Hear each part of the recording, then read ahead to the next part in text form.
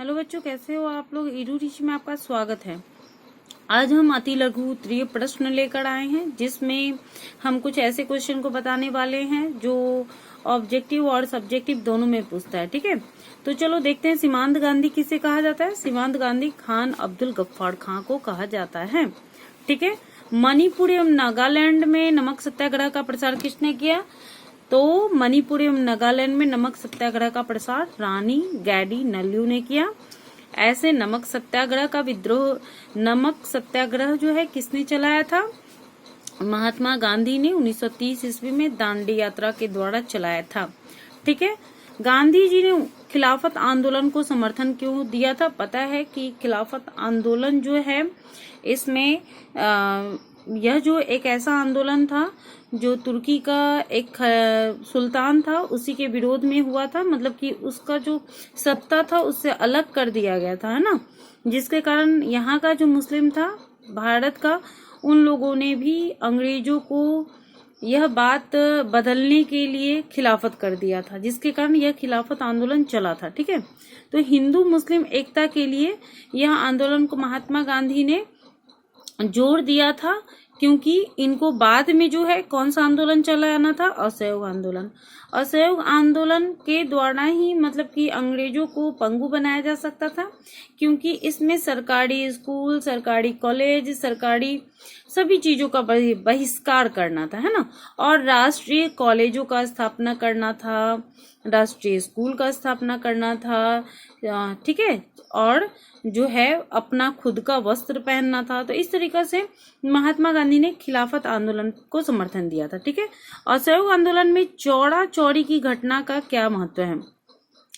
5 फरवरी 1922 को चौड़ा चौड़ी में हुई घटना के कारण ही महात्मा गांधी ने असहयोग आंदोलन को वापस ले लिया था। क्यों ले लिया था वापस महात्मा गांधी ने असहयोग आंदोलन को।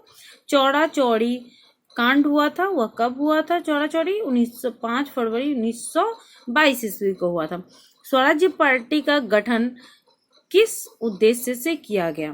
ठीक है, पता है कि स्वराज्य पार्टी का कांग्रेस हो या स्वराज्य पार्टी हो या उस समय कोई भी पार्टी का स्थापना जो होता था, जिसमें हम लोग पढ़ते हैं, उसका एक ही रीजन था कि अंग्रेजों को हमारे देश से हटाना है। ठीक है, और हमारे देश को आजाद करना है, मतलब स्वराज्य का डिमांड करना है, मतलब हमारे देश को किसी भी हाल में आजाद होना है। तो वही पूछ रहा है कि स्वराज्य पार्टी का गठन किस उद्देश्य से किया गया। स्वराज्य पार्टी का गठन उद्देश्य प्रांतीय विधायिकाओं में प्रवेश कर सरकार पर दबाव डालकर स्वराज्य की स्थापना के लिए प्रयास करना था, है ना, स्वराज्य का मांग करना था। ठीक है, हमारे देश को आजाद करना था। तो नेक्स्ट क्वेश्चन देखते हैं। कांग्रेस के किस अधिवेशन में पूर्ण स्वाधीनता की मांग की गई। इस अधिवेशन के अध्यक्ष कौन थे। यह क्वेश्चन बहुत ही VVI क्वेश्चन है। कांग्रेस के लाहौर अधिवेशन 1929 में पूर्ण स्वाधीनता की मांग की गई। इस अधिवेशन के अध्यक्ष पंडित जवाहरलाल नेहरू थे। कौन थे अध्यक्ष। पंडित जवाहरलाल नेहरू। गांधी जी ने दांडी की यात्रा क्यों की, है ना। अंग्रेजों के द्वारा जो है नमक जो पर टैक्स लगा दिया गया था, उसी के उल्लंघन को, मतलब नमक कानून को तोड़ने के लिए महात्मा गांधी ने अपने साबरमती आश्रम से 78 लोगों के साथ समुद्र किनारे जाकर और नमक बनाकर सरकार के इस कानून का उल्लंघन किया था। ठीक है, तो इसे नमक कानून जो था उसके उल्लंघन के कारण महात्मा गांधी को यह दांडी की जो यात्रा थी वो शुरू करना पड़ा। तो क्वेश्चन है, गांधी जी ने दांडी की यात्रा क्यों की। गांधी जी के दांडी यात्रा का मुख्य उद्देश्य समुद्र के पानी से नमक बनाकर सरकार के नमक कानून का उल्लंघन करना था। पहले भी बोले गया, साबरमती आश्रम से महात्मा गांधी समुद्र किनारे जाते हैं, 78 लोगों के साथ जाते हैं। ठीक है, और नमक के कानून का उल्लंघन करते हैं। किसके पानी से नमक बनाते हैं, तो समुद्र के जो पानी होता है उससे वह नमक बनाते हैं। ठीक है, क्वेश्चन है 1932 को पूना समझौता का क्या परिणाम हुआ। 1932 के पूना समझौता का क्या परिणाम हुआ। 1932 में गांधी जी और डॉक्टर अंबेडकर के बीच पूना समझौता हुआ, जिसके परिणाम स्वरूप दलित वर्गों के लिए प्रांतीय और केंद्रीय विधायिकाओं में कुछ स्थान आरक्षित किए गए। ठीक है, तो सबसे पहले ऑब्जेक्टिव बनेगा कि पूना समझौता कब हुआ, तो पूना समझौता 1932 ईस्वी में हुआ। ठीक है, पूना समझौता किसके किसके बीच में हुआ, तो यह जो है महात्मा गांधी और BR अम्बेडकर के बीच में हुआ। इसका परिणाम क्या था, तो इसका परिणाम था दलित जो वर्ग था उसके लिए प्रांतीय और केंद्रीय विधायिकाओं में कुछ स्थान जो था वो आरक्षित कर दिया गया था। क्या कर दिया गया था, आरक्षित कर दिया गया था। नेक्स्ट जो क्वेश्चन है वह 5-6 और है जो हम आपको इसमें ऐड कर दिए हैं। फ्लाइंग शटल का आविष्कार किसने किया, फ्लाइंग शटल का आविष्कार जॉन के ने किया। किसने किया, जॉन के। वाष्प चालित रेल इंजन का आविष्कार किसने किया, जॉर्ज स्टीफेंसन ने। किसने किया था, जॉर्ज स्टीफेंसन ने। पता है, इस तरीका का ऑब्जेक्टिव क्वेश्चन अक्सर पूछे जाते हैं, आप इसको निश्चित रूप से सुन लीजिएगा 2-3 बार, तो यह आपके एग्जाम में काफी यूजफुल होने वाला है। ईस्ट इंडिया कंपनी के गुमास्तों को क्यों बहाल किया गया, है ना। बुनकरों पर नियंत्रण रखने के लिए जो है ईस्ट इंडिया कंपनी ने गुमास्तों को बहाल किया।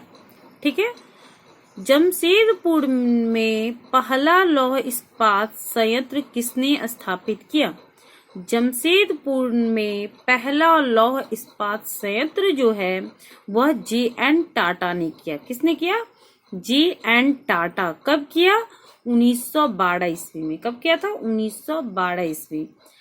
आदि औद्योगिकीकरण किसे कहते हैं, पता है औद्योगिकीकरण का विकास कहाँ हुआ था, सबसे पहले इंग्लैंड में हुआ था। ठीक है, वहीं से 1688 ईस्वी से यहाँ इसका शुरुआत हुआ था, है ना। और उद्योग धंधों का सबसे ज्यादा डेवलपमेंट जो है इंग्लैंड में ही हुआ था। तो आदि औद्योगिकीकरण किसे कहते हैं, यूरोप और इंग्लैंड में कारखानों में उत्पादन होने के पूर्व की स्थिति को आदि औद्योगिकीकरण कहते हैं। ठीक है, उत्पादन इंग्लैंड में जो कारखाना होता है उसमें उत्पादन के पहले का जो स्थिति होता है, ठीक है, उत्पादन होने के पहले की स्थिति को आदि औद्योगिकीकरण कहा जाता है। क्या कहा जाता है, आदि औद्योगिकीकरण कहा जाता है। ठीक है, क्वेश्चन है चार्टर एक्ट भारतीय व्यापार पर क्या प्रभाव पड़ा, चार्टर एक्ट का भारतीय व्यापार पर क्या प्रभाव पड़ा।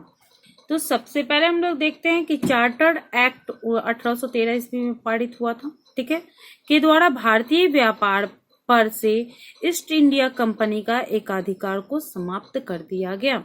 ठीक है, चार्टर एक्ट 1813 के द्वारा भारतीय व्यापार पर ईस्ट इंडिया कंपनी का जो एकाधिकार था उसको हटा दिया गया। उसके पहले जो है ईस्ट इंडिया कंपनी का ही एकाधिकार था। ठीक है, इसके बाद जो है ब्रिटेन का जो राजा था वहां का, उसका भी इस पे अधिकार हो गया।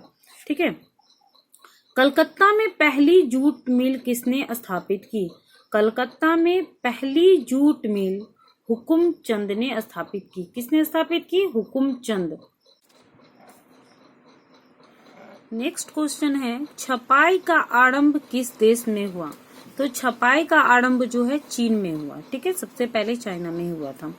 छापाखाना का आविष्कार किस देश में हुआ, छपाई का आरंभ चीन में हुआ और छापाखाना का आविष्कार कहाँ हुआ था, जर्मनी में। कहाँ हुआ, जर्मनी में।